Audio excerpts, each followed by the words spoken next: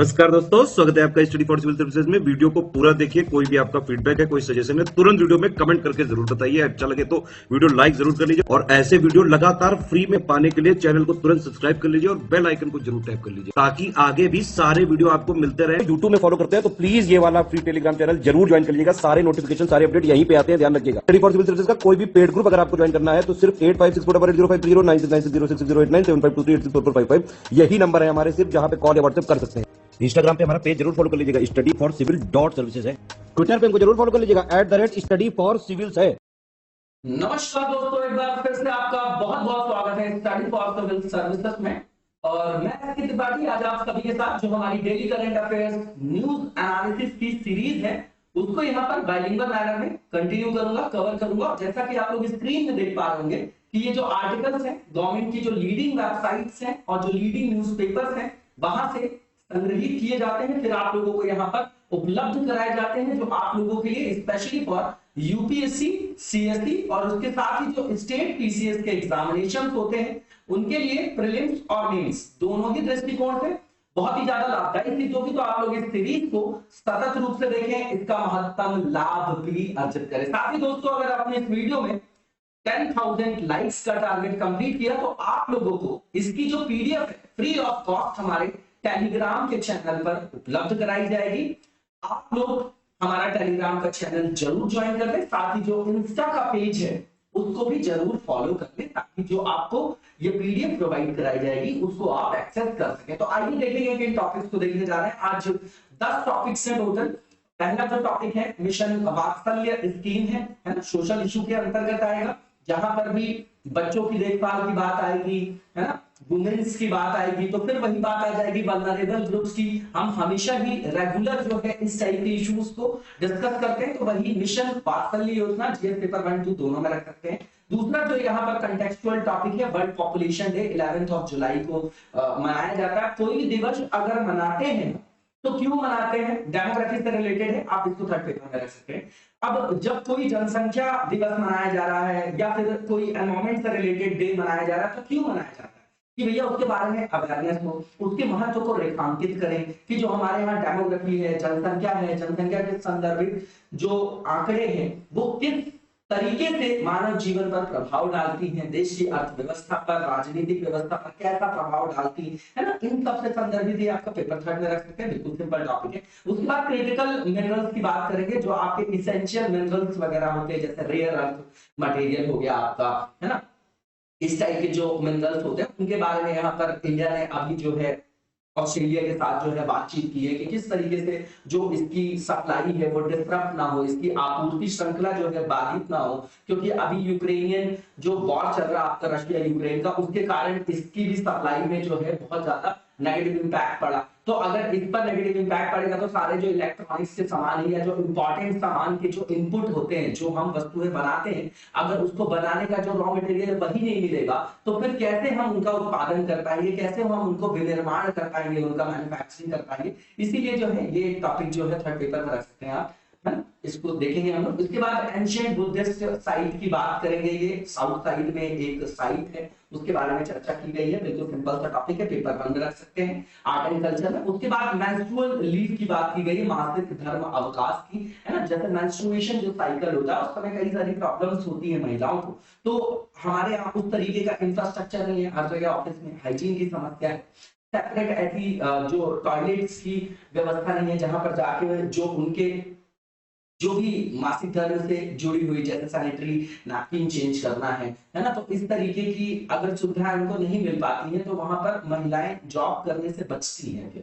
तो इस तरीके की समस्याओं और विभेदीकरण का उनका सामना करना पड़ता है। इसलिए मांग हो रही कि भैया ये जो है मेंस्ट्रुअल लीव वगैरह भी महिलाओं को दी जाए। कई सारी कंट्रीज में दिया भी जा रहा है। इसके पक्ष विपक्ष दोनों में तर्क देखेंगे हम लोग। सेकंड पेपर का पार्ट है, सोशल इशू में रख सकते हैं, फर्स्ट पेपर में भी पूछा जा सकता है, वुमेन से रिलेटेड इशू है। इसके बाद G20 की बात करेंगे हम, है ना, थर्ड पेपर में रख सकते हैं आप। इंपॉर्टेंट, सबसे इंपॉर्टेंट इकोनॉमिक जो है इंस्टीट्यूशन मान सकते हैं वैश्विक स्तर पर, है ना। एक आर्थिक निकाय ही आपका 1999 में जो है इसका गठन किया गया था। 2008 में फिर वैश्विक संकट आया, पहले 1996 में जो है आपका एशियन टाइगर क्राइसिस आया था। तो इस तरीके की जो वैश्विक अर्थव्यवस्था पर ऋणात्मक प्रभाव डालने वाली जो आपके एडवर्सरी, जो आपकी क्या है ऐसी कोई भी जो आपकी घटनाएं हैं जो आपका ऋणात्मक प्रभाव डालती है, तो उससे किस तरीके से बचा जाएगा, किस तरीके से वैश्विक अर्थव्यवस्था को क्या किया जाएगा, सशक्त किया जाएगा, उसके लिए ये आपकी क्या है, संस्था है। इसको देखेंगे, थर्ड पेपर में रख सकते हैं। इसके बाद वाइस प्रेसिडेंट इलेक्शन की बात करेंगे।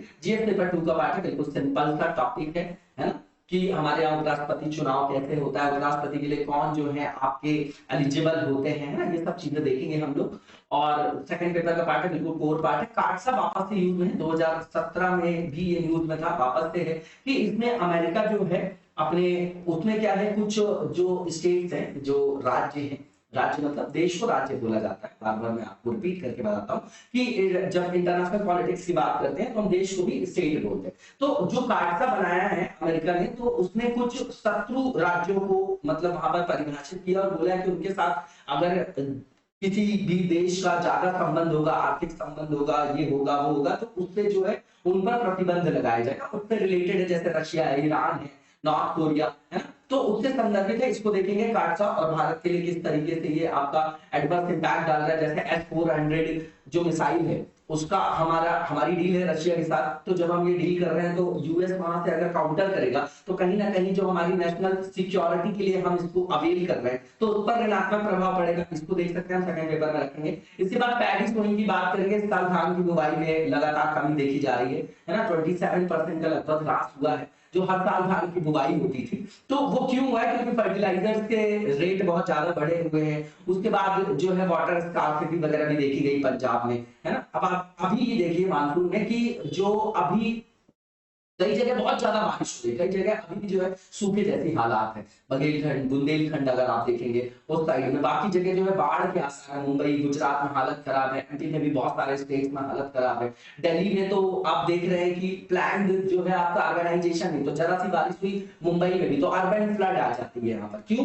क्योंकि जो ड्रेनेज सिस्टम है वो आपका प्रॉपर नहीं है, तो पानी बरसा तुरंत रोड में आ गया, है ना, तो वहां पर बाढ़ की समस्या आ जाती है। तो इसको देखेंगे पैडी के सोइंग में क्यों जो है धान की बुवाई में कमी आई है ना। आप लगातार देख रहे हैं कि रशिया यूक्रेन के वॉर के कारण फर्टिलाइजर के रेट भी बहुत ज्यादा बढ़ गए हैं, वो एक मेन रीजन है। इसको आप थर्ड पेपर में रख सकते हैं। उसके बाद मेल्टिंग ग्लेशियर के लगातार ग्लेशियर वगैरह पिघल रहे हैं आपके एलएसी के आसपास, जो हमारा एरिया है ना, एलएसी वाला एरिया जो है, तो वहां पर जो है आपका पिघल रहा है। उसका कारण बता रहे हैं कि सबसे मेन जो कारण है, तो दोनों देश जैसे चाइना है, इंडिया है, तो यहाँ पर क्या हो रहा है कि बहुत सारी जो है फोर्स को हमने डिप्लॉय कर रखा है, बहुत सारी आर्मी को तैनात कर रखा है, तो मानवीय हस्तक्षेप के कारण यहाँ पर जो ग्लेशियर मेल्ट हो रहा है। अब अगर ग्लेशियर मेल्ट होगा तो क्या होगा, इससे बहुत सारे जो है ऋणात्मक प्रभाव देखे जाएंगे, और वो भी कैसे, मल्टी डायमेंशनल, जो आपके डोमेन में बहु आयामी संदर्भ में इसके ऋणात्मक प्रभाव देखे जाएंगे, वो देखेंगे। एनवायरमेंट का पार्ट है, थर्ड पेपर में रख सकते हैं आप, ठीक है। इसको पहला जो टॉपिक है इसको डिटेल में देखेंगे। तो ये जो मिशन वात्सल्य स्कीम है, ये किस मिनिस्ट्री के अंतर्गत आएगी, तो WCD के अंतर्गत आएगी, वुमेन एंड चाइल्ड डेवलपमेंट। उसमें जो है इस योजना के अंतर्गत कुछ गाइडलाइंस को यहाँ पर इशू किया है, ठीक। अब ये जो योजना है क्या है, कैसी है, ये देखने की जरूरत है। तो ये सेंट्रली स्पॉन्सर्ड मतलब किसी रेशो में सेंटर और स्टेट जो है दोनों उसको फंडिंग कर रहे हैं, है ना। तो ये जो है 2009-10 से जो मिशन वात्सल्य है, जो मिशन वात्सल्य योजना है, ये पूर्ववर्ती जो बाल संरक्षण सेवा योजना है उसी के संदर्भ में इसको लागू किया जा रहा है। योजनाओं का नाम जो है वो चेंज कर दिया गया है। तो ये भी एक तरीके से क्या है, चाइल्ड प्रोटेक्शन सर्विस स्कीम है। याद रखिएगा, बच्चों के कल्याण और पुनर्वास के लिए है ये आपका, ठीक है। अब इसका ऑब्जेक्टिव क्या होगा, तो सीधी बात है कि प्रत्येक बच्चा जो हमारे भारत देश में जन्म लेगा उसको एक हेल्दी और हैप्पी चाइल्डहुड जो है वो प्रदान करना, ठीक है। उसके लिए जो है एक स्वस्थ और खुशनुमा जो बचपन है उसको मुहैया कराना, उसका संरक्षण करना, उसको सुनिश्चित करना बच्चों के लिए, ये है। क्यों बच्चों पर इतना फोकस है, क्योंकि वही बात है, यही बच्चा बढ़ के भारत का विकास करेगा, है ना। भारत के विकास का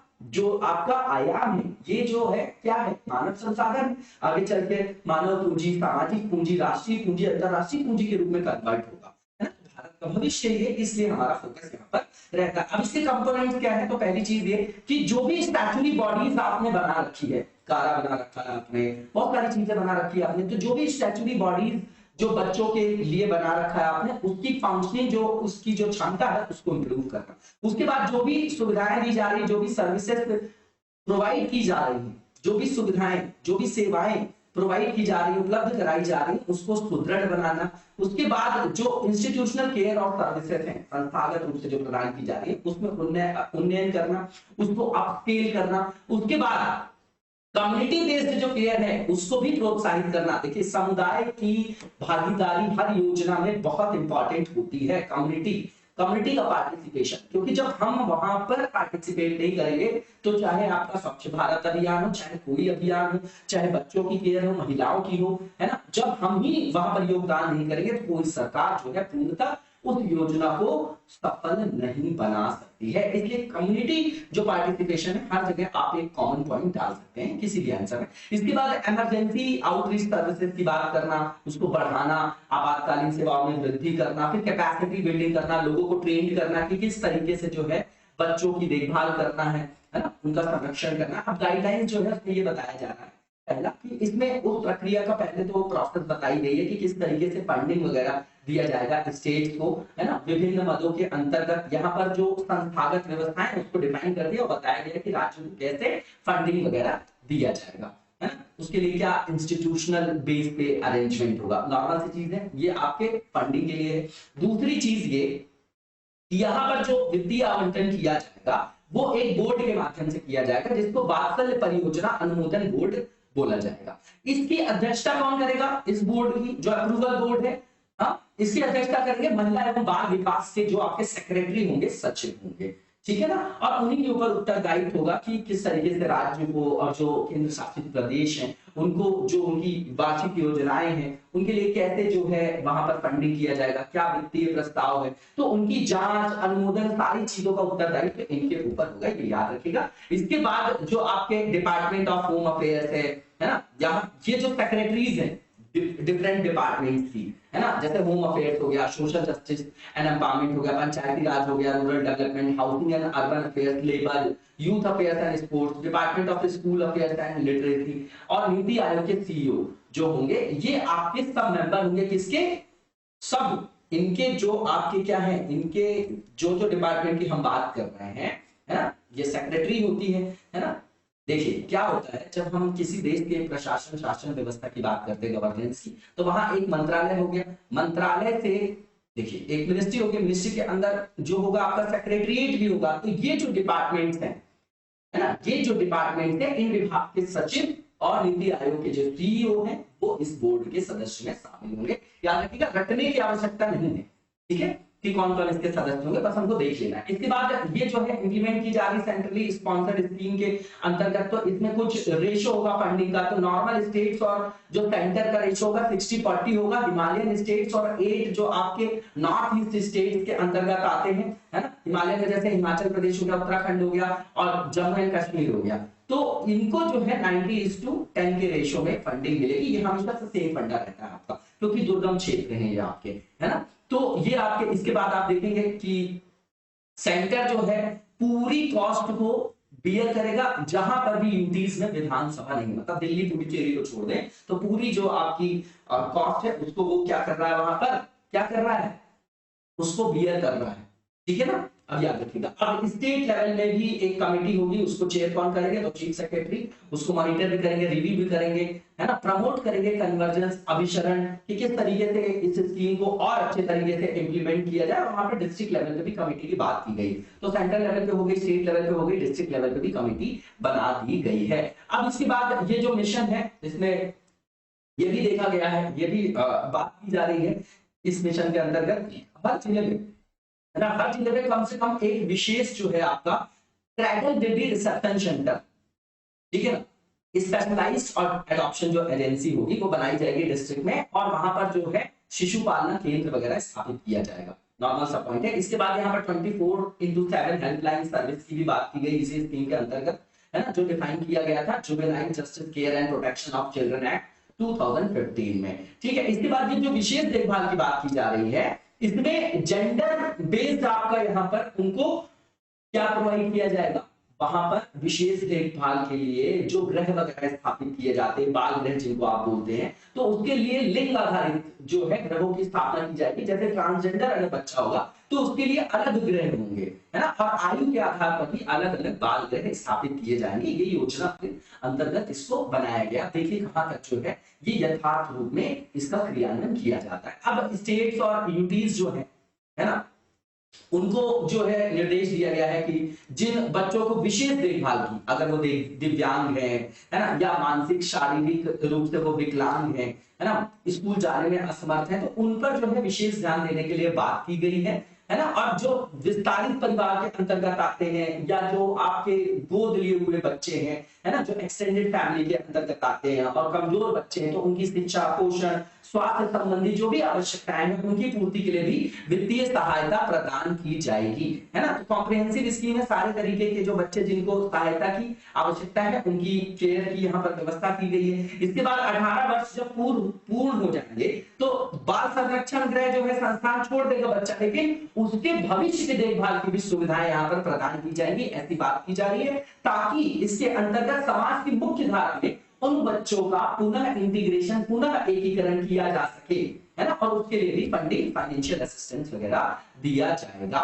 ठीक है, इसके बाद उनको बिजनेस अगर सेटअप करना है तो भी उनको फाइनेंशियल जो है सपोर्ट दिया जाएगा। इस गाइडलाइंस के अंतर्गत ये भी बात की गई है कि जो राज्य सरकार है वो यहाँ पर गुणवत्ता का आकलन भी करेंगे। एक तरीके से रिव्यू सिस्टम बनाया जाएगा कि भैया जो आपके बाल देखभाल संस्थान है वहां पर कोई जो है आपका भ्रष्टाचार तो नहीं चल रहा है, क्योंकि बहुत सारे केसेस ये भी देखने के लिए आते हैं, आप लोगों ने देखे होंगे लगातार न्यूज में। तो एक टाइम बीइंग में, मतलब एक निश्चित समयांतराल पर उनको ग्रेडिंग वगैरह देने की व्यवस्था की जाएगी, ग्रेड दिया जाएगा कि भैया उनकी गुणवत्ता जो है कहां तक जो है जो हमने अपेक्षित किया है, कहां तक वो गुणवत्ता पर काम कर रहे हैं, सही रूप से कर रहे हैं या नहीं कर रहे हैं। तो रिव्यू सिस्टम के लिए यहाँ पर ग्रेडिंग सिस्टम किया जाएगा उनकी गुणवत्ता के आकलन के लिए, ये अच्छी बात है। इसके बाद आप देखेंगे कि यहाँ पर ये जो ग्रेडिंग होगी वो किस आधार पर होगी, तो भैया आपने इंफ्रास्ट्रक्चर कैसे बनाया है, और उसके बाद सेवाओं की गुणवत्ता क्या है, बच्चों की देखभाल किस हिसाब से कर रहे हैं आप, है ना, उसमें भी स्पेसिफिकली देखें तो स्वास्थ्य और शिक्षा, बच्चों को जो आपका पुनर्वास आपने किन आधारों पर कराया है ना, उनका रिहैबिलिटेशन, रिस्टोरेशन की बात कर रहे हैं। ठीक, तो ये नॉर्मल सी चीजें, यहाँ पर क्वेश्चन आप लिख के बताइएगा कि ये जो योजना है उसमें बच्चों के एकीकरण और समग्र विकास के लिए एक समाधान है, और इस कथन की आपको उदाहरण सहित जो है यहाँ पर क्या करना है, इलुसिडेट करना है ना, व्याख्या करना है। अब यहाँ पर जो सेकंड टॉपिक है वर्ल्ड पॉपुलेशन डे, और आप लोग जो है लगातार मैं आपसे बोल रहा हूँ कि क्वेश्चंस जो हम लोग दे रहे हैं वो लिख के दिखाइए। आप में से कोई भी जो है वहां पर कमेंट करके नहीं दिखा रहा है, ये हम लोग के मोटिवेशन है ना, टू वे कम्युनिकेशन, रोज मैं आप लोगों से आग्रह करता हूँ। तो यहाँ पर जो वर्ल्ड पॉपुलेशन डे है 11 जुलाई को मनाया जाता है। इसमें ये बताया जा रहा है, जो अभी एक रिपोर्ट आई है कि भारत 2023 में चीन को पीछे छोड़ देगा और संसार का सबसे ज्यादा पॉपुलस, मतलब सबसे ज्यादा जनसंख्या वाला देश बन जाएगा। अब ये जो दिवस है वो क्यों मनाया जाता है, तो भैया इंपॉर्टेंस बताता है पॉपुलेशन इशू की, इसलिए ऑब्जर्व किया जाता है। इसको स्टार्ट किया यूएनजीए ने, जो यूनाइटेड नेशन जनरल असेंबली 1989 में, ठीक है। और इसके बाद पिछले 2 वर्षों से इसका महत्व और भी बढ़ गया, क्योंकि जैसे जैसे कोविड-19 स्प्रेड हुआ, जो आपकी महामारी है ना, पैंडेमिक जिसको आप बोलते हैं, तो उसके कारण जहां पर बहुत ज्यादा पॉपुलेशन थी वहां पर सबसे ज्यादा समस्या हुई, क्योंकि एलिनेशन की बात कर रहे थे, अलग रहने की बात कर रहे थे, तो जितनी ज्यादा डेंस जगह थी वहां पर उतनी ज्यादा कम्युनिकेबल डिसीज जो है स्प्रेड होती है, तो इसका महत्व और भी बढ़ गया। ऐसा बताया जाता है, हर साल 11 जुलाई को मनाया जाता है। ऐसा बोला जा रहा है कि भारत की जो जनसंख्या है वो आपकी 2022 में जो बताया जा रहा है उसके अनुसार भारत में जो आपकी जनसंख्या है, और 2023 तक जो बोला जा रहा है कि चाइना को हम पार कर देंगे, है ना, और जो हमारी जनसंख्या है वो बढ़ जाएगी, और वो कितनी बढ़ेगी ये बताया जा रहा है यहाँ पर, ठीक है ना। तो इस डेटा को याद नहीं रखना है कि अभी 1.417 है बिलियन में, तो ये राइज होके जो है 1.429 हो जाएगी जब चाइना को पास करेगी, ऐसा बोला जा रहा है, ठीक है। अब यहाँ पर अगर वैश्विक संदर्भ देखें तो विश्व में जनसंख्या अभी भी बढ़ रही है, लेकिन उसकी बढ़ने की गति जो है वो कम हो गई है, उसका पेस जो है वो डाउन हो गया। इसके बाद आप देखेंगे कि वैश्विक जनसंख्या की बात करें तो इस वर्ष के अंत तक जो है 8 बिलियन, 2037 तक 9 बिलियन, और 2058 तक बोला जा रहा है कि 10 बिलियन तक होने की उम्मीद है। ग्लोबल पॉपुलेशन की अगर बात करें तो ये एक आकलन है, एक संभावना व्यक्त की जा रही है कि जो हमारा पीक है, चरम आकार तक जो हम पहुंचेंगे वो 2080 तक लगभग 10.4 बिलियन पीपल्स हो जाएंगे पूरे वर्ल्ड में। ठीक है ना। अब इसका सिग्निफिकेंस इस दिवस का देखें तो सबसे पहली चीज कि भैया जो है पॉपुलेशन डेमोग्राफी से रिलेटेड हमको क्या होती है, आंकड़े अगर मिलते हैं हमको पता चलता है तो उससे जनसंख्या के क्या प्रभाव हो सकते हैं, पॉजिटिव और नेगेटिव दोनों, उसके बारे में जागरूकता लोगों में प्रसारित होती है, पहली चीज। ठीक है ना। अब कोविड के कारण जो है बोल रहे हैं कि स्वास्थ्य के बारे में जागरूकता बढ़ाने का अवसर मिला है, उसमें भी ये आपका सिग्निफिकेंस बता रहे हैं इस डे का। ठीक है। इसके माध्यम से जो आपकी डेमोग्राफिक, जब आपके कोई भी आंकड़े आते हैं जनसंख्या से रिलेटेड, तो आप देखते हैं कि उसमें एमएमआर की बात होती है, आईएमआर की बात होती है, सेक्स रेशियो की बात होती है। तो कहने का मतलब ये कि इससे जो जेंडर डिस्पैरिटी है उसको भी कम करने में जो है सहायता मिलती है ना। उसके बारे में जानकारी, उसके बारे में अवेयरनेस, स्वास्थ्य सुविधाओं की उचित उपलब्धता है कि नहीं, उसको कैसे सुनिश्चित करने जाए, उसको कैसे सुनिश्चित किया जाए, उसमें भी हेल्प होती है ना। ये नॉर्मल सी चीज है। इसके बाद थीम जो थी 2022 की, ये थी आपकी a world of 8 billion towards a resilient future for all, harnessing opportunities and ensuring rights and choices for all, है ना। अब इसके बाद जो नेक्स्ट हमारा आर्टिकल क्रिटिकल मिनरल्स से रिलेटेड है, तो अभी हाल ही में भारत और ऑस्ट्रेलिया ने डिसाइड किया है कि भैया वो इस क्षेत्र में जो है इन्वेस्टमेंट को बढ़ाएंगे, वहां पर भागीदारी करेंगे, है ना, स्ट्रेंथन करेंगे। India Australia critical minerals investment partnership, ठीक है ना। इसके संदर्भ में जो भी सप्लाई चेन है डिस्टर्ब ना हो, इनकी जो आपकी आपूर्ति हो बाधित ना हो, उसके लिए इस तरीके की भागीदारी दोनों देश कर रहे हैं। क्रिटिकल मिनरल होते क्या है तो समझिएगा, क्रिटिकल इंफ्रास्ट्रक्चर या क्रिटिकल मिनरल ऐसा वर्ड लग गया, मतलब ये बहुत ज्यादा एसेंशियल है हमारे लिए, इससे जो है पूरी की पूरी व्यवस्था डगमगा सकती है, इसीलिए जो है इसको क्रिटिकल वर्ड जो है प्रीफिक्स यहाँ पर जुड़ा हुआ। क्रिटिकल मिनरल जो है मेटेलिक भी हो सकता है और नॉन मेटेलिक भी हो सकता है। इसकी दो कैरेक्टरिस्टिक्स होती है, पहला ये कि ये बहुत ज्यादा आवश्यक है, ठीक है ना, फंक्शनिंग है। किसकी फंक्शनिंग है? अभी जो हमारी मॉडर्न टेक्नोलॉजीज है, इकोनॉमी है और नेशनल सिक्योरिटी के लिए, पहला। दूसरा कि इसकी जो आपूर्ति श्रृंखला है वो बाधित होने का खतरा सदैव है। अगर ये बाधित हो गया तो हमारी नेशनल सिक्योरिटी पर खतरा हो सकता है, हमारी इकोनॉमी ध्वस्त हो सकती है ना। इसलिए जो है इसको क्रिटिकल बोला जाता है। अब ये समझिएगा कि इसकी जो सप्लाई है, जैसे अभी रशिया यूक्रेन का वॉर देख रहे हैं, तो इसकी उपलब्धता जो है एकदम से जो आपूर्ति है, आपूर्ति श्रृंखला वो बाधित हो सकती है कई बार, है ना। जैसे आप पॉलिटिकली अनस्टेबल अगर कोई क्षेत्र देखिए, राजनीतिक रूप से अस्थिर क्षेत्रों के कारण या कई बार जो है युद्ध वगैरह के कारण, हॉस्टाइल रेजिम्स के कारण, है ना, उनके कारण हो सकती है। और इसकी डिमांड लगातार बढ़ती जा रही है क्योंकि जो मॉडर्न टेक्नोलॉजीज है ना, उनमें इनका यूज होता है, तो हमारे जीवन की जो बहुत सारी चीजें हैं वो इनसे संचालित होती है ना। इसलिए क्या है, ये हमेशा रिस्की जोन है, तो इसके विकल्प को हमको तलाशना जरूरी है। इसलिए यहाँ पर इस तरीके की भागीदारी दोनों देश कर रहे हैं। अब यहाँ पर वैयक्तिक आवश्यकता देख लें, ठीक है, और स्ट्रैटेजिक डोमेन भी देख लें अगर यहाँ पर हम, तो ऐसे विभिन्न देशों ने अपनी अपनी आवश्यकताओं के अनुरूप इन मिनरल्स की अपनी अलग अलग जो है लिस्ट बना रखी है। और ऐसी लिस्ट में अगर आप देखेंगे तो अधिकांशतः ग्रेफाइट, लिथियम, कोबाल्ट वगैरह सम्मिलित होते हैं। अब इसकी यूटिलिटी क्या, ठीक है, तो हर जगह है, जैसे mobile phone, computer, batteries, electric vehicle, green technologies like solar panels और जो आपका विंड टर्बाइन, तो यहाँ पर यूटिलिटी है। उसके बाद एरोस्पेस हो, कम्युनिकेशन जो आपकी टेक्नोलॉजी हो, डिफेंस आपकी इंडस्ट्री हो, यहाँ पर जो है इस तरीके के मिनरल्स का यूज किया जाता है। जैसे हम मैन्युफैक्चरिंग करते हैं फाइटर जेट की, ड्रोन की, रेडियो सेट्स की, और भी जो आपके क्रिटिकल इक्विपमेंट है, नॉर्मल सी चीज है। अब इसका अगर ग्लोबल डिस्ट्रीब्यूशन देखें तो यहां पर भी अगर डोमिनेंस देखें तो चाइना का है, पहली चीज। 2019 में एक रिपोर्ट आई थी, यूएस जियोलॉजिकल सर्वे मिनरल कमोडिटी समरीज रिपोर्ट, उसमें चाइना जो है वर्ल्ड का लार्जेस्ट प्रोड्यूसर है, वो भी 16 क्रिटिकल मिनरल्स का। ठीक, अब यहाँ पर इंटरनेशनल जो एनर्जी एजेंसी है उसकी रिपोर्ट के अनुसार भी बोला गया कि चाइना रिस्पॉन्सिबल है लगभग 70% जो है और 60% ग्लोबल प्रोडक्शन का, जो वैश्विक उत्पादन हो रहा है किसका, कोबाल्ट में बात करें तो 70% टोटल, और रेयर अर्थ एलिमेंट की बात करें तो 60%। ये 2019 के डेटा के संदर्भ में ये लोग बता रहे हैं, है ना, बहुत इंपॉर्टेंट डेटा है। इसके बाद आप देखेंगे कि यहाँ पर अगर इसके प्रोसेसिंग ऑपरेशन की बात करें जो कि काफी जटिल है प्रसंस्करण का, उसके संदर्भ में भी चाइना की स्थिति दुनिया भर में सबसे ज्यादा सशक्त है। ठीक है। और रिफाइनिंग में अगर चाइना की हिस्सेदारी देखें तो निकेल के लिए लगभग 35% है, 50 से 70% लिथियम के लिए है, लिथियम आयन बैटरीज आप लोग देख ही रहे होंगे। कोबाल्ट के लिए लगभग 90% है। देखेंगे कि लिथियम और कोबाल्ट के लिए 50 से 70%, याद नहीं रखना है। रिफाइनिंग में हम हिस्सेदारी देख रहे हैं, निकेल में देख रहे हैं तो लगभग 35% है, लिथियम और कोबाल्ट में 50 से 70%, रेयर अर्थ जो मटेरियल है उसमें लगभग 90% में इनका अपना प्रभुत्व है। और चाइना का कंट्रोल देखेंगे तो डेमोक्रेटिक रिपब्लिक ऑफ कांगो में भी है, जहां पर 70% जो है इस टाइप के मिनरल्स पाए जाते हैं। इस संदर्भ में भारत ने क्या कदम उठाए हैं, तो अभी जो है लगातार आत्मनिर्भर भारत की बात कर रहे हैं। हमारे यहाँ भी रेयर अर्थ मटेरियल पाया जाता है, कमेंट बॉक्स में बताइएगा कि पाया जाता है कि नहीं पाया जाता रेयर अर्थ मटेरियल हमारे यहाँ भारत में।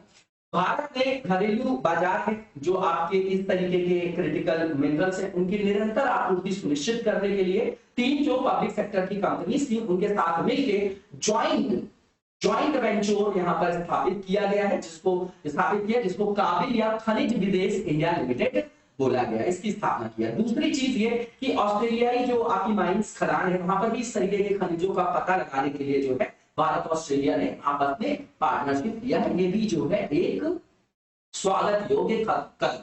अब यहाँ पर जो आपका प्रश्न दिया गया है कि इसकी सिग्निफिकेंस बताइए क्रिटिकल मिनरल्स की और इसका डिस्ट्रीब्यूशन बता दीजिए। अब बताइए कि भारत ने इस क्षेत्र में इनकी जो सप्लाई हो वो सस्टेनेबल मैनर में जो है अवेलेबल हो भारत के मार्केट में, तो उसके लिए क्या स्टेप्स लिए। अब नेक्स्ट जो आर्टिकल हमारा एंशिएंट बुद्धिस्ट साइट के बारे में बात करेंगे, तो 2 दशकों से जो है कर्नाटक में साइट में संरक्षण का कार्य शुरू किया गया है, नॉर्मल सा पॉइंट है। अब ये देखना है कि साइट है कहाँ, है ना, और ये किससे रिलेटेड है, तो पहले पता चल गया बुद्धिस्ट साइट है। कहां पर है, तो बैंक ऑफ भीमा रिवर के पास जो आपका कंगन हल्ली है ना, ये आपका सन्नति जो साइट है उसी का आपका पार्ट है। एक तरीके से आप देखेंगे डिस्ट्रिक्ट की बात करें तो कालाबुर्गी जो आपका क्या है डिस्ट्रिक्ट है ना, कलबुर्गी भी बोलते हैं। कहां पर है ये याद रखिएगा, कर्नाटक में, ठीक है। और ये इसलिए न्यूज में है क्योंकि यहाँ पर एंशिएंट महास्तूप जो है बनाया गया था।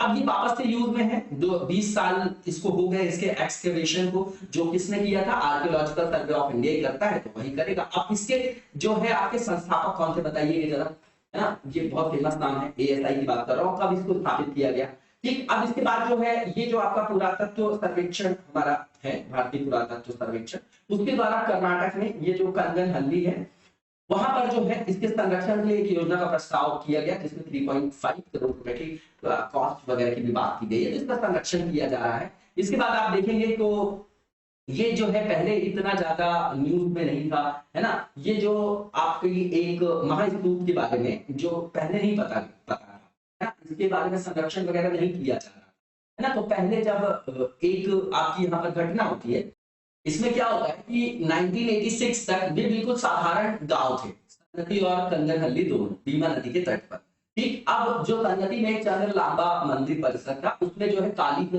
का मंदिर था वो ढह गया।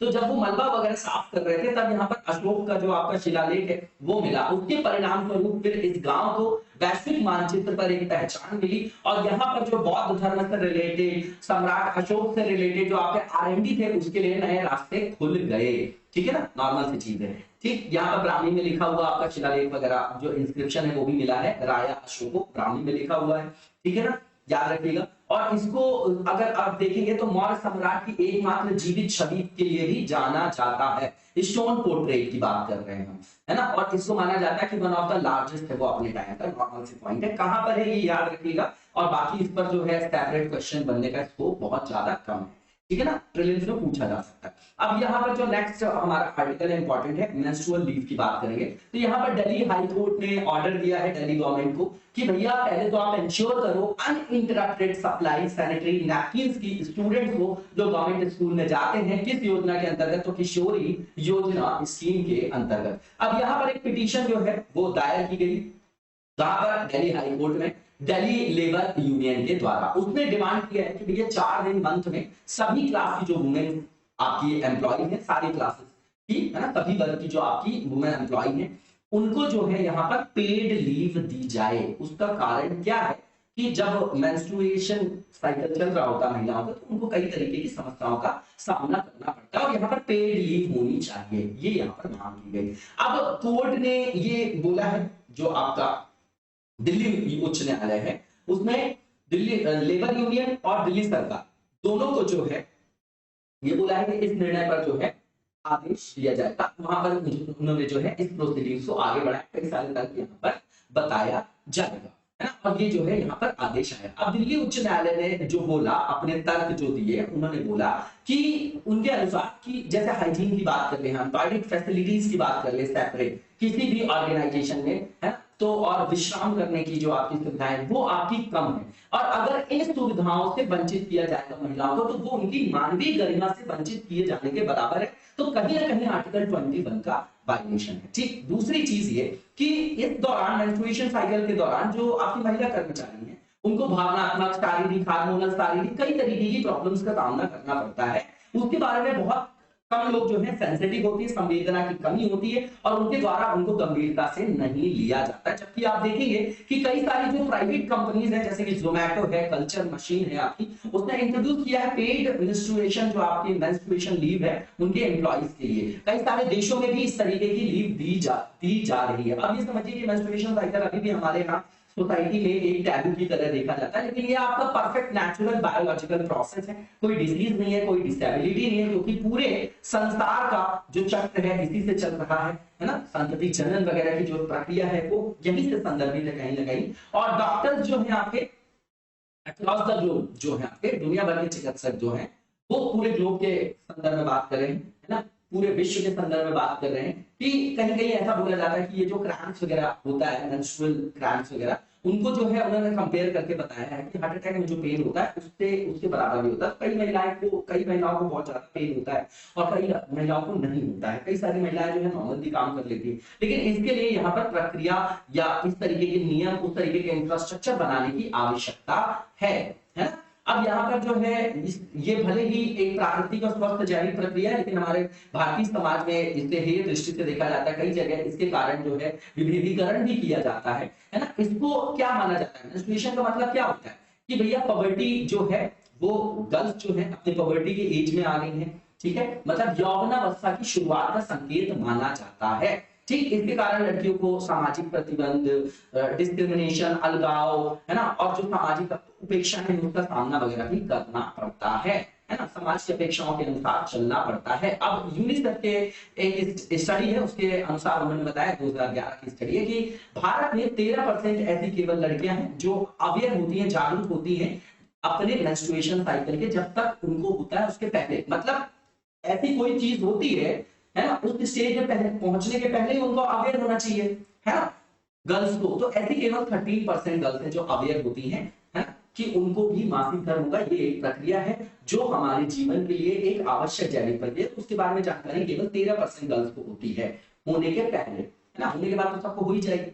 ठीक, इसके बाद जो है 60% जो गर्ल्स हैं वो मिस कर देती हैं स्कूल, इसके कारण, मेंस्ट्रुएशन के कारण। 79% गर्ल्स जो है वो लो कॉन्फिडेंस फील करती है मेंस्ट्रुएशन के दौरान, और 44% जो आपकी महिलाएं होती है ना, जो लड़कियां हैं वो एम्बैरेस फील करती हैं वहां पर, ठीक है, और उनको ह्यूमिलिएट भी किया जाता है, कई सारे रेस्ट्रिक्शंस लगाए जाते हैं उन पर, ठीक है, और इनके कारण जो है एडवर्सली इंपैक्ट भी देखा जाता है उनके एजुकेशन में, इक्वालिटी, मैटरनल और चाइल्ड हेल्थ में, ठीक है। अब यहाँ पर मासिक धर्म अवकाश और जो सामाजिक समानता है उसमें संबंध बता रहे हैं यहाँ पर। तो देखिए, सबसे पहली चीज ये है कि जो भी वुमेन्स है ना, उनको राइट टू प्राइवेसी हो गई, right to life with dignity हो गई, ये तो उनका कॉन्स्टिट्यूशनल राइट है, ह्यूमन राइट्स के अंतर्गत आ जाता है ये आपका, है ना। तो अभी भी आप देखेंगे कि अगर इस तरीके का इंफ्रास्ट्रक्चर ऑर्गेनाइजेशन नहीं है तो कहीं ना कहीं उनके साथ असमान व्यवहार हो रहा है ना। तो समानता के अधिकार का उल्लंघन है, ठीक है। अब आप देखेंगे कि अब मैक्सिमम जगह जो आपके कार्यस्थल है, चाहे सार्वजनिक स्थल है, वहां पर इस तरीके के गोपनीय स्थान की कमी है, जहां पर वो मासिक धर्म के दौरान जो भी सामग्री वगैरह यूज करती है, जैसे सैनिटरी नैपकिन वगैरह, तो उसको वो आराम से जाके बदल सकते हैं। वहां पर हाइजीन की समस्या है, सैनिटेशन का जो है वहां पर समस्या है, स्वच्छता का अभाव होता है ना, सेपरेट शौचालय का जो है वहां पर अभाव होता है। तो कुल मिलाकर ऐसा इंफ्रास्ट्रक्चर नहीं होता, तो उनको समस्याओं का सामना करना पड़ता है। उसके बाद आप देखेंगे कि जैसे ट्रैफिक जैम और बहुत सारा जो लगातार जो पॉपुलेशन बढ़ती जा रही है, ऑर्गेनाइजेशन जो है वो पीक पे पहुंच गया है, उसके कारण भी प्राइवेसी और हाइजीन की समस्या देखी जाती है। और जो भी आपके मेंस्ट्रुअल मटेरियल्स होते हैं उनको डिस्पोज करने के लिए भी उनको जगह नहीं मिलती है, तो यहाँ पर भी जो है उनको एम्बैरेसिंग फील होता है। अब इसके बाद आप देखेंगे कि सेपरेट टॉयलेट्स फैसिलिटी और ये सब जो इंफ्रास्ट्रक्चर है या मेंस्ट्रुएशन जो आपका साइकिल है उससे रिलेटेड जो भी उनकी आवश्यकताएं हैं उसके लिए, है ना, तो अगर उनको नहीं प्रोवाइड की जा रही तो कहीं ना कहीं आर्टिकल 21 का वायलेशन, मैंने पहले ही बताया आपको। इसके बाद आप इसके विरुद्ध में तर्क देखेंगे तो बोला जा रहा है कि ये कहीं ना कहीं डिस्क्रिमिनेट करेगा, डिस्क्रिमिनेटिंग है अपने नेचर में, है ना, अगेंस्ट मैन। तो इस तरीके की बात करें, इस तरीके की नीतियां जो पुरुषों के प्रति भेदभावपूर्ण, भैया उनको तो छुट्टी दे दिया, इनको नहीं दिया आपने, मैटरनल लीव जहां पर वहां पर पैटर्नल लीव, लेकिन ये जो है यहाँ पर तर्क दिया जा रहा है। हमको पॉजिटिव नेगेटिव दोनों लिखना होता है, इसलिए यहाँ पर हम ये पॉइंट भी लिखेंगे। इसके बाद आप देखेंगे कि जो कई सारी महिलाएं हैं वो आपकी कैपेबल होती हैं, है ना, फुल कैपेसिटी से काम करने की, है ना, ड्यूरिंग उनके जब आपके पीरियड्स वगैरह चल रहे होते हैं, मेंस्ट्रुएशन साइकिल चल रहा होता है ना, तो इसका इस पॉलिसी के मिसयूज होने की संभावना है। दूसरी चीज यहाँ पर ये भी बोला जा रहा है कि जैसे मान लीजिए कोई फर्म है, अब वहां पर जो है रिक्रूटमेंट किया जा रहा है, तो वैसे भी मैटरनिटी जो बेनिफिट एक्ट है उसके कारण जब से डबल कर दिया गया लीव को, तो बहुत सारे लोग जो हैं महिलाओं को अपने यहाँ जॉब देने से बचते हैं, क्योंकि उनको पेड लीव देनी होगी तो उनके जेब से पैसा भी जाएगा और काम भी कम हो पाएगा, तो वो बचते हैं। तो उसी तरीके का इंपैक्ट यहाँ पर भी देखा जा सकता है कि वुमेन की जो हायरिंग हो रही है उसको कम किया जा सकता है और उनको जो है कार्य देने से जो है वंचित किया जा सकता है। ठीक, इसके बाद ये भी बोला जा रहा है कि कई लोगों का ये भी तर्क है कि इस तरीके की लीव दे देंगे तो संवैधानिक समानता के अधिकार के विरुद्ध है ये आपका। ठीक है, अब इसके बाद ये भी बोला जा रहा है कि ये कोई बीमारी नहीं है, आप इसको बीमारी की तरह ले रहे हैं, ये तो अपरिहार्य जैविक प्रक्रिया है ना। ठीक है, तो इसके लिए किस तरीके की आवश्यकता आपको अवकाश देने की। ठीक, इसके बाद ये भी बोला जा रहा है कि जैसे जो मैंने आपको बताया कि जैसे मैटरनिटी लीव मिलती है तो लोग वुमेन्स को हायर नहीं करते, उस तरीके की प्रॉब्लम यहाँ पर भी देखा जा सकता है। दीर्घकालिक जो है इसके इंपैक्ट इस संदर्भ में भी देखे जा सकते हैं। इसके बाद आप देखेंगे कि जो टीम लीज सर्विसेज है उसके अपनी स्टडी उसके आंकड़े के अनुसार ये बताया गया कि जब 2016 में मैटरनिटी बेनिफिट एक्ट लाया गया अमेंडमेंट करके, तो वहां पर क्या किया गया, जो लीव दी जाती थी मैटरनिटी वो 3 से बढ़ाकर 6 महीने कर दी गई। तो इसके कारण 2018-19 में जो 10 प्रमुख क्षेत्र हैं वहां पर महिलाओं के रोजगार में ह्रास हुआ है, वो भी लगभग कितना 1.1 टू 1.8 मिलियन, ये बहुत बड़ा डेटा है। ठीक है, इसके बाद आर्गुमेंट जो है मतलब पक्ष में तर्क है, तो सबसे पहला आर्टिकल 15(3) जो एक्सेप्शन है।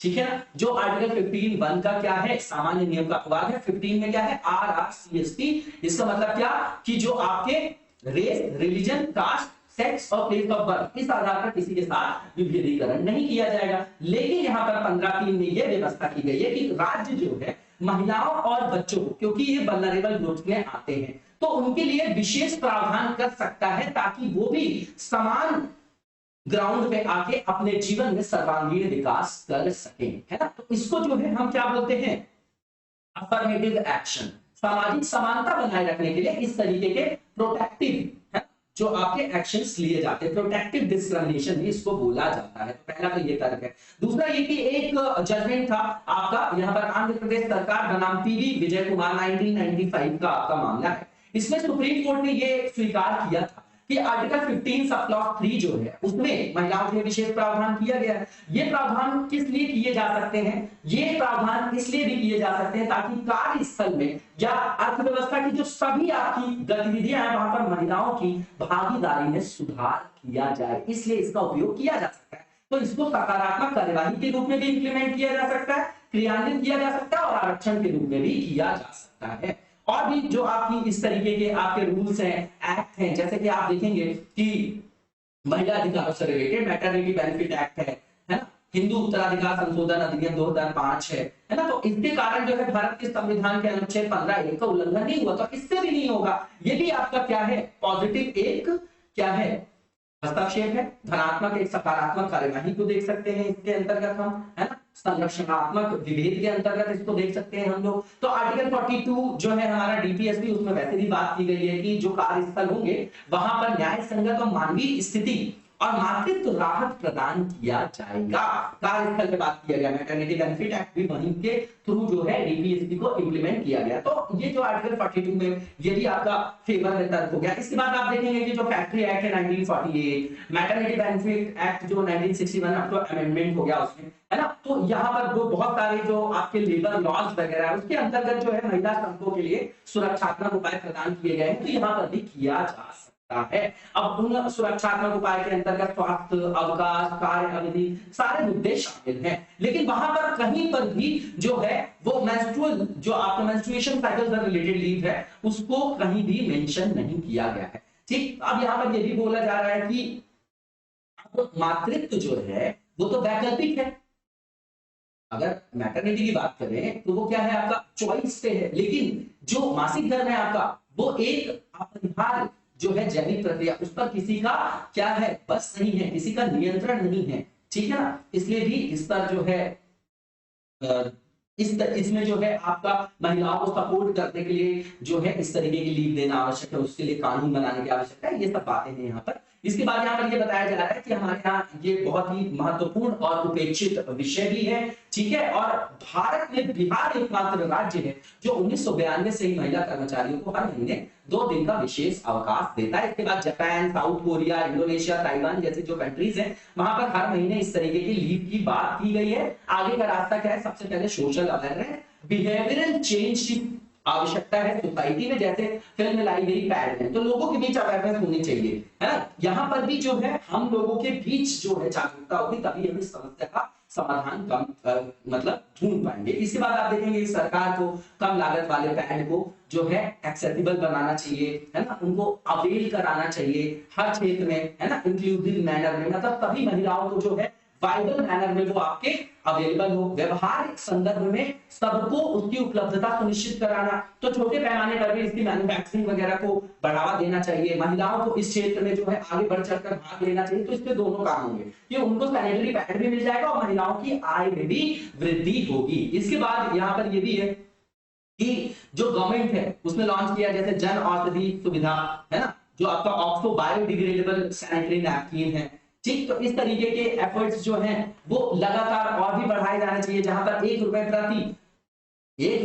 प्रति पैकेट की दर पर जो है जिस तरीके के पैकेट उपलब्ध है ना, तो इनकी उपलब्धता में और ज्यादा वृद्धि करने की तीव्र आवश्यकता है। इसके बाद यहाँ पर यह भी बोला जा रहा है कि यहाँ पर सामाजिक, सामुदायिक और पारिवारिक स्तर पर भी सहयोग की आवश्यकता है, उनको भी आगे आने की आवश्यकता है। अब यहाँ पर जो प्रैक्टिस के लिए क्वेश्चन दिया गया है कि यहाँ पर ये बताया जा रहा है कि मेंस्ट्रुअल पीरियड जो है ये आपकी हेल्थ प्रॉब्लम नहीं है, सोशल और साइकोलॉजिकल प्रॉब्लम है। इसमें किस तरीके से हमारी सोसाइटी में बिहेवियरल चेंज लाना चाहिए, इस तरीके से परिवर्तन लाने की आवश्यकता है, इस कथन का जो है क्रिटिकली एग्जामिन करना है, एनालाइज करना है हमको। इसके बाद जो नेक्स्ट टॉपिक हमारा G20 है, तो सीधी बात है कि G20 जो है इसकी जो फॉरेन मिनिस्टर्स की मीटिंग थी 7-8 जुलाई को होस्ट किया किसने, बाली, इंडोनेशिया ने। इंडोनेशिया अभी इसका करंट प्रेसिडेंट है, अगले साल भारत बन जाएगा 2022 में, मतलब इसी साल जो है अध्यक्षता भारत के पास आ जाएगी, इसलिए न्यूज में है। अब ये जो है किस थीम के अंतर्गत ये आयोजन किया गया था, अभी जुलाई वाले की बात करें, building a more peaceful, stable and prosperous world together. ठीक, अब ये जो ग्रुप है किसका ग्रुप है G20, तो फाइनेंस मिनिस्टर्स का और सेंट्रल बैंक के गवर्नर्स का।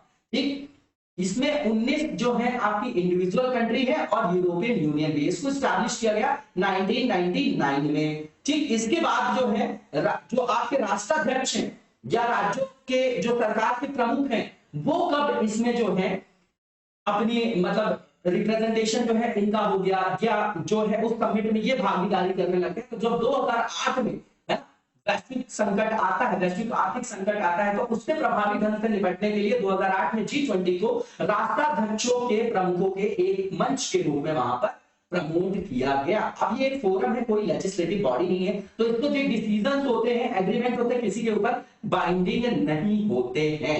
ठीक है ना, ये केवल सहयोग और समन्वय पर आधारित है। 17 नंबर का जो आपका 17वें नंबर का G20 जो आपका समिट हुआ है जो होगा आपका नवंबर में बाली में, उसमें स्टेट के हेड्स वहां पर क्या होंगे, जाएंगे, पार्टिसिपेट करेंगे, ठीक है ना, इंडोनेशिया में। और उसके बाद भारत को इसकी अध्यक्षता मिल जाएगी दिसंबर 2022 में। अब अगर इसकी इंपॉर्टेंस की बात करें G20 कंट्री की, हर बार जो है ये हम लोग यहाँ पर डिस्कस करते हैं, लगातार ये आपके रिपीटिशन में ही टॉपिक्स होते हैं करंट अफेयर्स में। ठीक है, तो आप इसको वापस से क्या कर सकते हैं, रिवाइज कर सकते हैं, कुछ नए पॉइंट्स मिले तो आप उसको ऐड ऑन कर सकते हैं। इसलिए A4 साइज के पेपर में हमको एक टॉपिक के लिए एक पन्ना निकाल के रखना चाहिए। ठीक, अब ये जो G20 कंट्रीज हैं, इसके अंदर पॉपुलेशन की बात करें तो 60% पॉपुलेशन को रिप्रेजेंट करता है ये वर्ल्ड के संदर्भ में, 80% ग्लोबल जीडीपी को रिप्रेजेंट करता है, और 75% ग्लोबल ट्रेड को रिप्रेजेंट करता है। इसका मतलब क्या हुआ कि इसकी इंपॉर्टेंस बताने के लिए हमने ये डेटा यहाँ पर रखा है, ये अपने पास आप रख सकते हैं। इसके बाद इसके प्रमुख सदस्यों की बात करें तो Australia, Brazil, China, France, Germany, India, Japan, और जापान है आपका, Republic of Korea, Russia, Saudi Arabia, south Africa, Turkey, UK, US, EU और स्पेन जो है उसको इनवाइट किया गया परमानेंट गेस्ट के रूप में। G20 का अपना कोई परमानेंट सेक्रेटरीट नहीं है, ठीक है ना। अब यहाँ पर जो है जो रिप्रेजेंटेटिव जाते हैं G20 कंट्रीज में, जो मेंबर कंट्रीज हैं वहां से जाते हैं रिप्रेजेंटेटिव, तो उनको शेरपा के नाम से जाना जाता है, शेरपास के नाम पे। अभी 2 दिन पहले भी हमने इसको देखा था, कवर किया था, ठीक। और इसमें जो है ये जो शेरपा है वो सेंट्रल बैंक के जो फाइनेंस मिनिस्टर होते हैं, है ना, और गवर्नर उनके साथ मिलकर काम करते हैं। भारत ने हाल ही में घोषणा की है कि नीति आयोग के जो पूर्व सीईओ हैं, आपके मुख्य कार्यकारी अधिकारी अमिताभ कांत, वो आपके अब शेरपा होंगे। किसके बाद? पीयूष गोयल के बाद। अभी पीयूष गोयल है, उसके बाद अमिताभ कांत को बनाया जाएगा। 2008 में जो पहला शिखर सम्मेलन हुआ G20 का, जिसमें राष्ट्राध्यक्ष जाके वहां पर पार्टिसिपेट किए, है ना, भागीदारी किया उन्होंने, तो वो 2008 में हुआ। कहां पर? वॉशिंगटन डीसी में। अब यहाँ पर अध्यक्षता बदलने की जो प्रथा है, उससे क्या होता है कि जो ये जो संस्था, उसमें डेमोक्रेटाइजेशन बढ़ता है, उसमें प्रमोट होता है मल्टीलैटरलिज्म, मतलब बहुपक्षवाद को बढ़ावा देता है। कुल मिला के ये है कि इसमें किसी मतलब पावरफुल कंट्रीज को ही यहाँ पर डोमिनेंट नहीं बनाया जा रहा है, यहाँ पर बहुपक्षवाद को बढ़ावा देने का अवसर मिलता है। उसके लिए यहाँ पर अध्यक्षता को बदला जाता है, ये प्रथा इसलिए अपनाई गई यहाँ पर। अब धीरे धीरे G20 का आप कार्य देखेंगे तो उसके कार्य में विस्तार हो रहा है। धीरे धीरे आतंकवाद, क्लाइमेट चेंज, इस तरीके के सेक्टर्स पे भी इन्होंने अपना ध्यान केंद्रित करना शुरू किया है। अब मार्च 2020 में अगर बात करें तो G20 के जो लीडर्स थे, जब कोविड-19 पैंडेमिक जो है आपका स्प्रेड हो रहा था, तो कोविड-19 के कारण जो नेगेटिव इंपैक्ट पड़ रहे थे, उनको कम करने के लिए, मिटिगेट करने के लिए वैश्विक अर्थव्यवस्था में इन्होंने $5 ट्रिलियन डालने का संकल्प लिया। अब यहाँ पर डिफरेंसेस आ रहे हैं। सबसे पहला तो रशिया और यूएस का यहाँ पर डिफरेंस देखा जा रहा है, लगातार मतभेद है। रशिया यूरोप पे जो है वहां पर लगा रहा है आरोप कि भैया ये जो है सैंक्शन लगा के दुनिया में जो ऊर्जा के आपके स्रोत हैं उनको वायबल नहीं रहने दे रहा है। उसके क्या बढ़ रहे हैं, यहाँ पर मूल्य बढ़ रहे हैं, और ये जो है अमेरिका वेस्टर्न कंट्रीज को एक साइड लेके रशिया को एलिनेट करना चाह रहा है। दूसरी ओर जो है आप देखेंगे कि अमेरिका ये बोल रहा है कि जो पूरे वर्ल्ड में वैश्विक खाद्य के संदर्भ में असुरक्षा उत्पन्न हुई है, उसका कारण मॉस्को है, उसका कारण आपका रशिया है, ठीक है। अब यहाँ पर ये भी बोला जा रहा है कि यहाँ पर एक ग्रुप बन गया है, मतलब अमेरिका लेड हो गया, वेस्टर्न कंट्रीज उसमें हो गई, जैसे यूएस है, ईयू है, जापान, कनाडा, ऑस्ट्रेलिया, फ्रांस, है ना। तो ये एक तरीके से एंटी रशिया ब्लॉक बना रहे हैं। तो इस तरीके का ब्लॉक बनने से पूरे वैश्विक जो व्यवस्था है उस पर ऋणात्मक प्रभाव बढ़ रहा है, और इसके वैश्विक प्रभाव लगातार देखे जा रहे हैं। जैसे आपके फर्टिलाइजर के रेट बढ़ गए, क्रूड ऑयल के प्राइसेस बहुत ज्यादा हैं, पूरे विश्व में अर्थव्यवस्था संकट में है, लगातार जो है रिसेशन का डर बना हुआ है, इन्फ्लेशन अपने चरम पर है ना। तो ये सब जो है वहां पर समस्या हो रही है, और यूएस और रशिया के बीच में मतभेद वगैरह वहां पर देखा जा रहा है। अब यहाँ पर यूक्रेन युद्ध की पृष्ठभूमि में यहाँ पर क्वेश्चन लिख के बताइएगा कि ये पूरी संभावना है कि वर्तमान संसार जो है द्विध्रुवीय दुनिया बनने जा रहा है ना, बाइपोलर, जो आपका 1991 तक हम मानते थे कि द्विध्रुवों में जो है 2 ध्रुवों में बटा हुआ वर्ल्ड था, एक रशिया एक यूएस। क्या फिर से वैसा वर्ल्ड बनता जा रहा है ना। इस स्टेटमेंट को क्रिटिकल एनालाइज करना बहुत अच्छा क्वेश्चन है, इसको देख के देखिएगा आप लोग। इसके बाद वाइस प्रेसिडेंट इलेक्शन की बात करेंगे, नॉर्मल सी चीज है। यहाँ पर जो है विपक्षी दलों ने जो है उपराष्ट्रपति पद के उम्मीदवार पर प्रारंभिक विचार विमर्श जो है स्टार्ट कर दिया गया। अब इसके लिए हम कॉन्स्टिट्यूशनल प्रोविजन देख लेते हैं। आर्टिकल 63 में बात की जा रही है कि देश के लिए देश का एक उपराष्ट्रपति होगा भारत का। उसके बाद आर्टिकल 64 में बात किया गया है कि ये एक्स ऑफिशियल चेयरमैन होंगे राज्यसभा के काउंसिल ऑफ स्टेट के। मेनली आप देखेंगे तो उपराष्ट्रपति जो पद बनाया गया वो इसी लेके राज्यसभा को वो आपके चेयर करता है ना, उसके पदेन सभापति होते हैं, ये सबसे इंपॉर्टेंट है। इसके बाद आप देखेंगे कि आर्टिकल 65 में बताया गया है कि मान लीजिए किसी तरीके से अगर राष्ट्रपति के पद में वैकेंसी हो जाती है, चाहे उनकी मृत्यु हो जाए, चाहे वो त्यागपत्र दे दें, या उनका निष्कासन हो जाए, या किसी अन्य कारण से वो कार्यालय में अनुपस्थित हैं, छुट्टी वगैरह में, तो उस समय उस पद पर आसीन कौन होंगे? उपराष्ट्रपति, और राष्ट्रपति की भूमिका का निर्वहन करेंगे। और कब तक करेंगे? जब तक वहां पर राष्ट्रपति अपना ऑफिस ज्वाइन ना कर ले। ठीक, अगर यहाँ पर हम प्रेसिडेंट ऑर्डर की बात करें तो कॉन्स्टिट्यूशनल ऑर्डर में बात करें कि राष्ट्रपति जो है सर्वोच्च संवैधानिक पद है, तो उपराष्ट्रपति आपका दूसरे नंबर का सर्वोच्च संवैधानिक पद है। यहाँ पर आर्टिकल 66 में यह बताया जा रहा है कि इनके जो चुनाव होगा उसमें निर्वाचक मंडल में कौन कौन होंगे, तो इसमें संसद के दोनों सदनों के सदस्य से मिलकर इनका निर्वाचक मंडल बनेगा। और किस आधार का निर्वाचन होगा, तो रिप्रेजेंटेटिव, जो आपका प्रोपोर्शनल रिप्रेजेंटेशन है उस संदर्भ में आनुपातिक प्रतिनिधित्व प्रणाली, ये लगभग हर जगह आपको देखने को मिलती है। और उसमें भी सिंगल ट्रांसफरेबल वोट्स के द्वारा होगा, ठीक। और यहाँ पर सीक्रेट बैलेट को अपनाया जाएगा, मतलब गुप्त मतदान की प्रक्रिया अपनाई जाएगी, ठीक है। अब मान लीजिए कि संविधान में जो प्रावधान किए गए हैं कि अगर कोई उपराष्ट्रपति का उम्मीदवार है और अगर उसके अंतर्गत ये देखा जाए कि अगर वो ऑफिस का प्रॉफिट लिया हुआ है, लाभ का पद कोई लिया हुआ है, तो फिर उसको उस पद पर आसीन होने से प्रतिबंध लगाया जा सकता है, ठीक है ना। ये आप समझ लीजिएगा, ठीक। और ये समझिए कि मान लीजिए कि संसद के किसी सदन या किसी राज्य के विधानमंडल का वो सदस्य है, तो उससे भी प्रतिबंध आरोपित किया गया। तो जिस दिन से वो राष्ट्रपति का पद धारण कर लेंगे, निर्वाचित हो जाएंगे, उस सदन में है, उस सदन में जिस सदन के भी वो सदस्य हो, चाहे राज्य के विधानमंडल में हो या संसद के किसी सदन के सदस्य हो, तो उस सदन में जो जिस भी पोस्ट पर वो रहे होंगे उसको वेकेंट माना जाएगा, उसको उनको खाली करना पड़ेगा अगर उनको उपराष्ट्रपति का पद ग्रहण करना है, ठीक। ऑफिस ऑफ प्रॉफिट से रिलेटेड है इस तरीके से। अब इसको जो है वहां पर जो है प्रतिबंध के तौर पर भी रखा गया, अभी देखेंगे हम लोग। अब आर्टिकल 66 सब क्लॉज 3 जो है वहां पर ये बोला गया है कि जो भी वाइस प्रेसिडेंट बनना चाह रहे हैं उनके लिए क्या योग्यताएं, कब वो पात्र होंगे। तो सबसे पहले कि भारत के नागरिक होने चाहिए, दूसरा इनकी एज जो है 35 इयर्स पूर्ण हो जानी चाहिए, कंप्लीट होनी चाहिए। इसके बाद इनके पास ऐसा क्वालिफिकेशन होना चाहिए कि राज्यसभा का सदस्य बनने की वहां पर क्या होना चाहिए,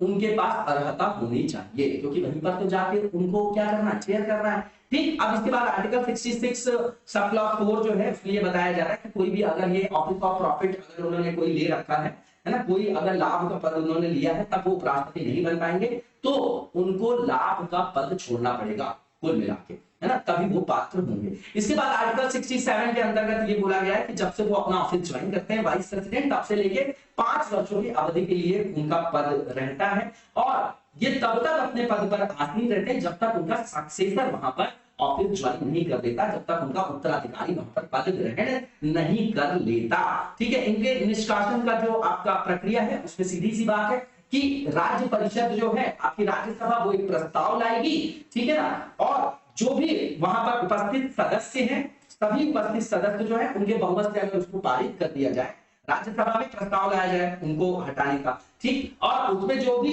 उपस्थित सदस्य है, कोरम वगैरह की बात है, वहां पर उपस्थित सदस्य हैं, अगर वो अपने बहुमत से उसको पारित कर दे, उसके बाद लोकसभा अगर उस पर सहमति व्यक्त कर दे, तो ये उनका निष्कासन हो जाएगा, किसका, उपराष्ट्रपति, उनको हटाने की प्रक्रिया। अब यहाँ पर आर्टिकल 71 की बात करें तो वहां पर सीधा सीधा उल्लेख है कि भैया राष्ट्रपति और उपराष्ट्रपति अगर इनके चुनाव के संदर्भ में कोई भी संदेह, कोई भी विवाद होता है, तो उसकी जांच कौन करेगा, सर्वोच्च न्यायालय, और वहां पर अंतिम निर्णय भी कौन देगा, सर्वोच्च न्यायालय ही देगा। अब यहाँ पर जो प्रैक्टिस दिया गया है कि भारत जैसे लोकतांत्रिक गणराज्य में उपराष्ट्रपति जो है संविधान की सुरक्षा में किस तरीके से अपनी महत्वपूर्ण भूमिका का निर्वहन करते हैं, इस पर आपको कमेंट करना है। इसके बाद जो नेक्स्ट क्वेश्चन है काटसा के बारे में है, नेक्स्ट जो आर्टिकल है हमारा, ठीक है। तो सीधी बात है, ये किसका एक्रोनिम है ना, इसका फुल फॉर्म आप देखेंगे तो countering America adversaries through sanction act, ठीक है ना।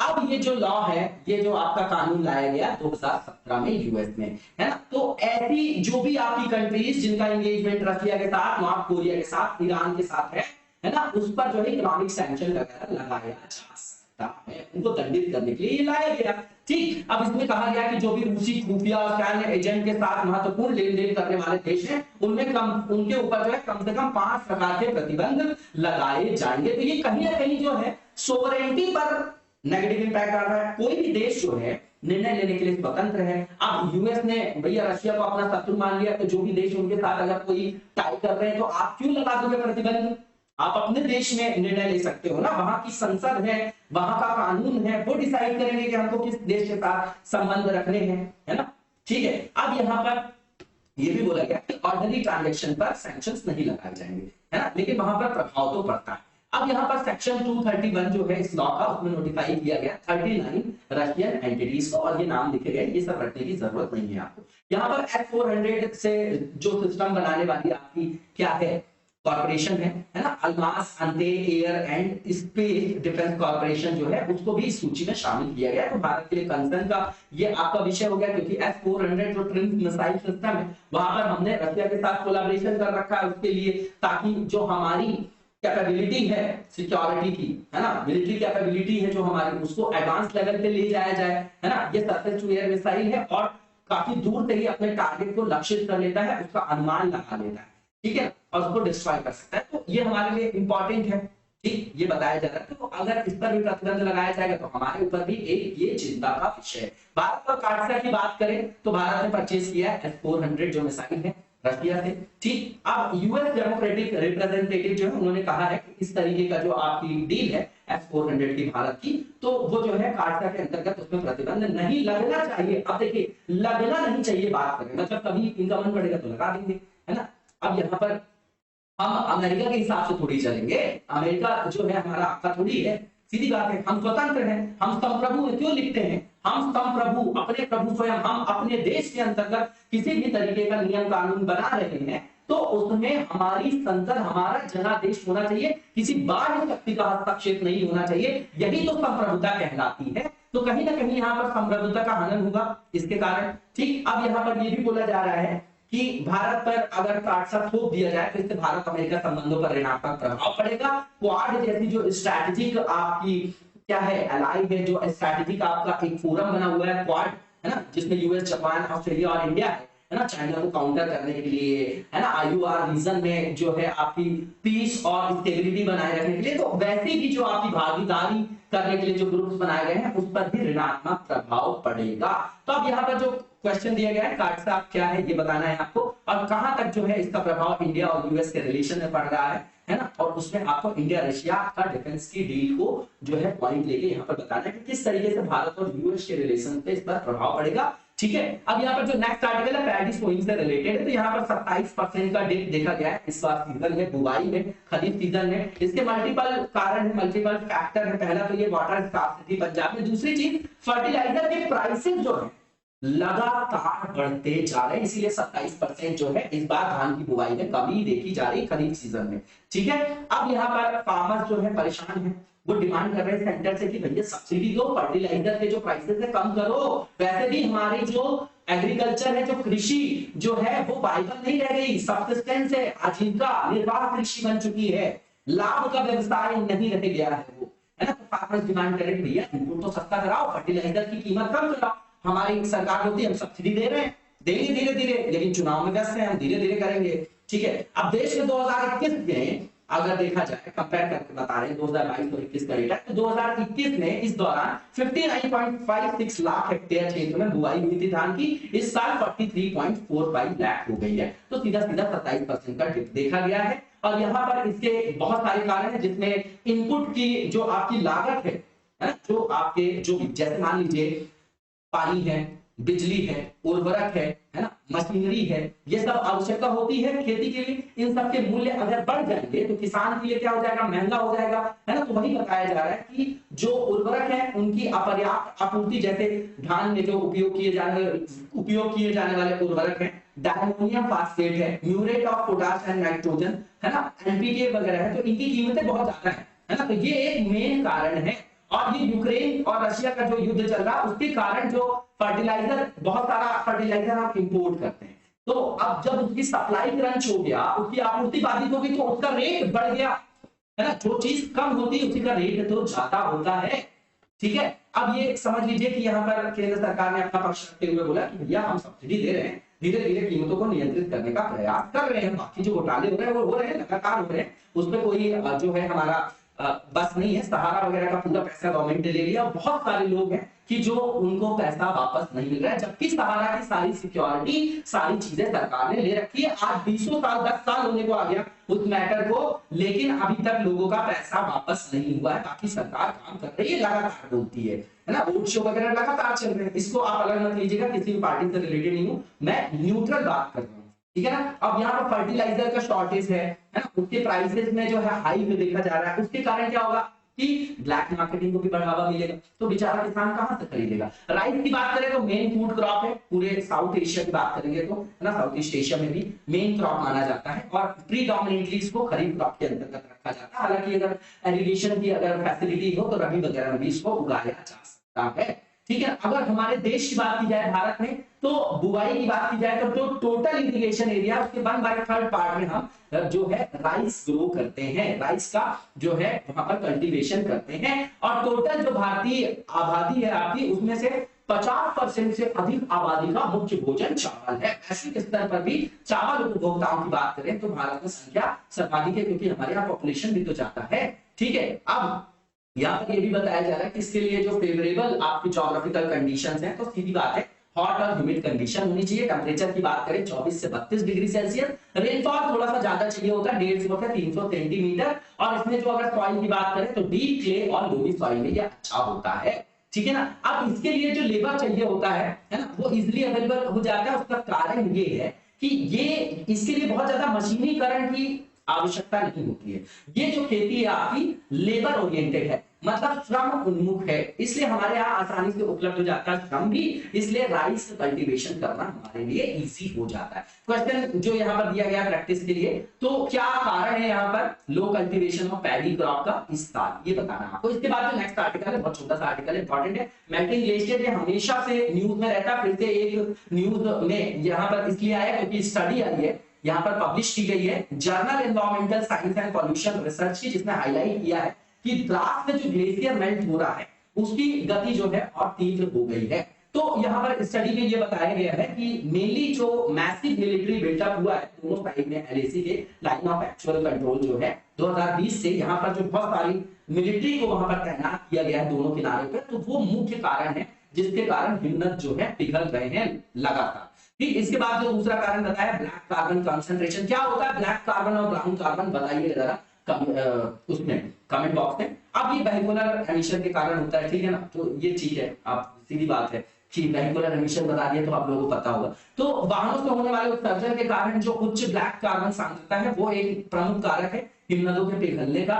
और अभी जो स्टडी में इसके कारण बताया जा रहा है कि हिमनदों का जो क्षेत्रफल है सन 2000 में 176.77 स्क्वायर किलोमीटर था, अब 2020 में 171.46 स्क्वायर किलोमीटर हो गया, मतलब कुल ग्लेशियर क्षेत्र का लगभग 3% हो गया है ना, मतलब उसमें कमी हो गई है ना। तो आप देख लीजिएगा कि लगातार इस पर कमी होती जा रही है। अब ग्लेशियर की बात करें तो सबसे पहली बात यह कि जो आपका कौन सा जो मीठा पानी जिसको आप लोग बोलते हैं फ्रेश वाटर बोलते हैं, उसका मेन रिजर्वायर है, तो मानव जीवन के लिए तो बहुत ज्यादा आवश्यक हो गया। दूसरी चीज ये इंडिकेटर है क्लाइमेट चेंज का, जैसे ही ग्लोबल वार्मिंग बढ़ेगी, जैसे ही जलवायु परिवर्तन होगा, वहां पर ग्लेशियर आपके पिघलने लग जाते हैं, तो जो तटों पर अवस्थित आपके देश हैं, क्षेत्र हैं, वो जलमग्न हो जाएंगे। तो वैश्विक तापमान के प्रारंभिक संकेतक के रूप में है ये आपके। ठीक, फिर दूसरी चीज ये डायरेक्टली रिस्पॉन्सिबल है वेदर फिनोमेना के लिए, चाहे आप पोलर जेट एक्सट्रीम की बात करें, चाहे एयर मासेस की बात करें। अब ये आपका 4 पार्ट है, ये आपको पढ़ना पड़ेगा, है ना, कि वायु राशियां क्या होती हैं, जेट स्ट्रीम क्या होती हैं। ठीक, इसके बाद आप देखेंगे तो जो समुद्री धाराओं का संचलन होता है और उनके संदर्भित जो मौसमी घटनाएं होती हैं, है ना, उनको भी ये प्रभावित करता है। बिल्कुल ठीक बात है ना। अब ये अलवणीय जल का सबसे बड़ा स्रोत है जो हमारे जीवन के लिए, है ना, सभी क्षेत्रों में बिल्कुल क्या है, बहुत ज्यादा महत्वपूर्ण है। ठीक, इसके बाद आप देखेंगे कि जो आपकी नदियां होती हैं, है ना, बोलते हैं ना कि नदियां जो है हिमालय से निकलने वाली नदियां, तो ये कहीं ना कहीं ग्लेशियर से निकल रही है।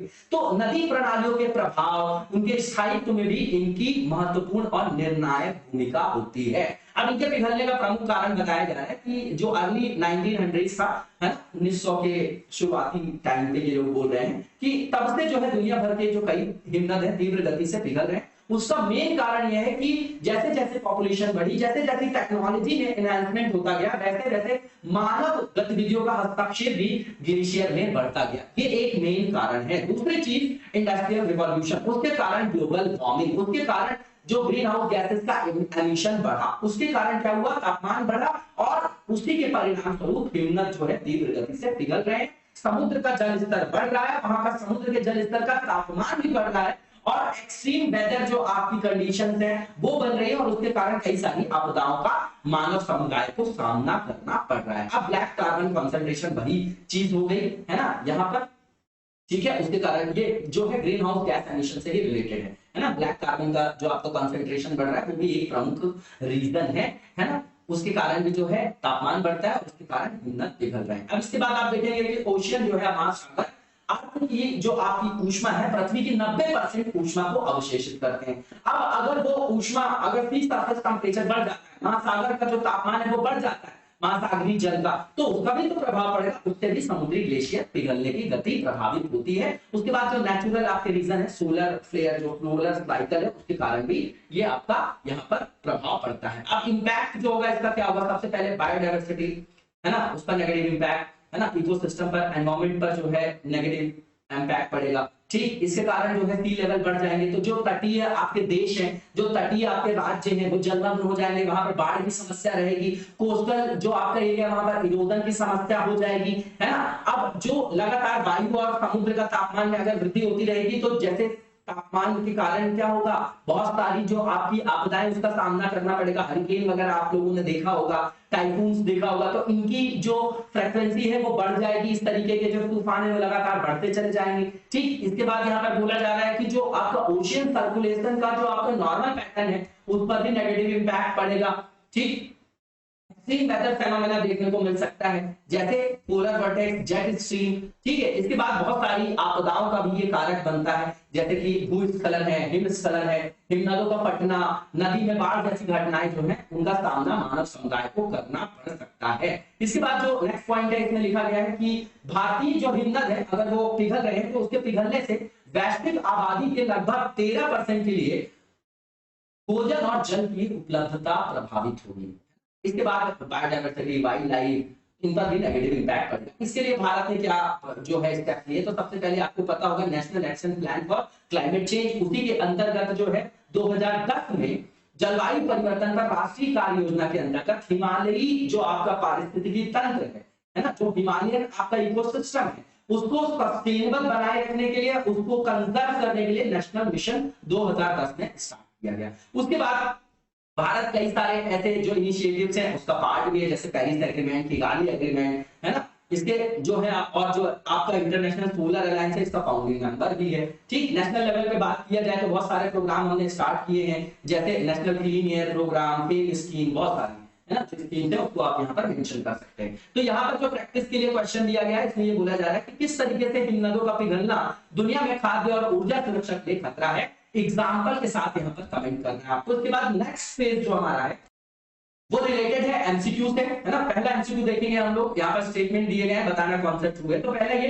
कि भारत के पास विश्व की चौथी सबसे बड़ी पवन ऊर्जा क्षमता है, बिल्कुल ठीक है। दूसरा ये कि नवीन और नवीकरणीय ऊर्जा मंत्रालय ने 2022 तक 5 गीगावाट और 2030 तक जो है 30 गीगावाट ऑफशोर है ना, जो आपका ऑफशोर मतलब अपतटीय जो क्षमता है वो स्थापित करने का लक्ष्य रखता है। दोनों स्टेटमेंट बिल्कुल ठीक है, इसका आंसर आपका डी बोथ आर करेक्ट हो जाएगा। इसके बाद जो नेक्स्ट यहाँ पर एमसीक्यू है उसमें पूछा जा रहा है कि जो संयुक्त व्यापक कार्य योजना है, joint comprehensive plan of action, इसके बारे में स्टेटमेंट दिया गया, बताना है कि कौन सा ट्रू है। तो पहला स्टेटमेंट है कि इसको साइन किया गया था ईरान और P5+1, उसमें China, France, Germany, Russia, UK और यूएस था। इसके बाद 2000, ये स्टेटमेंट बिल्कुल ट्रू है। दूसरा ये कि यूएस ने यहाँ से विड्रॉ कर लिया था इस डील से 2018 में। और इसके बाद जो लास्ट स्टेटमेंट है कि इस डील के अंतर्गत ईरान पर प्रतिबंध लगाया गया था, किस संदर्भ में, यूरेनियम के संवर्धन से रिलेटेड। तो तीनों के तीनों स्टेटमेंट बिल्कुल ठीक है और सही स्टेटमेंट बताना था, इसलिए इसका आंसर आपका see all of the above हो जाएगा। इसके बाद जो नेक्स्ट क्वेश्चन है इसमें डिजिटल नोमैड वीजा के बारे में स्टेटमेंट दिए गए, बताना है कौन सा इनकरेक्ट है।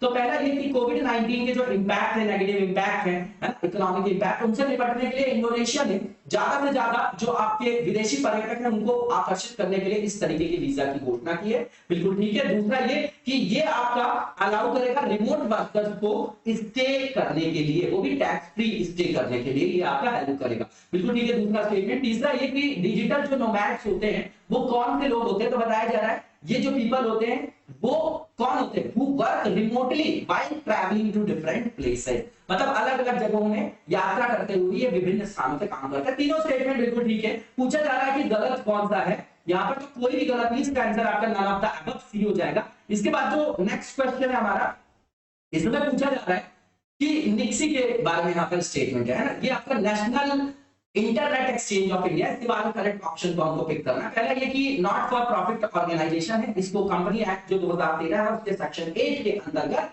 स्थापित किया गया है। दूसरा ये स्टैब्लिश किया गया 2003 में, और ये जो है आपका किस तरीके से एक्ट करता है, तो न्यूट्रल मीटिंग पॉइंट है इंटरनेट सर्विस, जो सर्विस प्रोवाइडर है उनके लिए, वो फैसिलिटेट करता है exchange of domestic internet traffic between members. बिल्कुल ठीक है। तीसरा स्टेटमेंट भी, लास्ट स्टेटमेंट ये है कि ये जो इसका फुल फॉर्म बता रहे हैं national internet exchange of India. तो सही विकल्प का चयन करना था, चारों बिल्कुल सही विकल्प है, सही बताना था, तो इसका आंसर आपका all of the above D हो जाएगा। इसी के साथ आज के वीडियो को यहीं पर विराम देंगे, नेक्स्ट वीडियो में कंटिन्यू करेंगे। तब तक लगातार जबरदस्त तरीके से पढ़ते रहिए और आगे बढ़ते रहिए। Thank you so much, best of luck.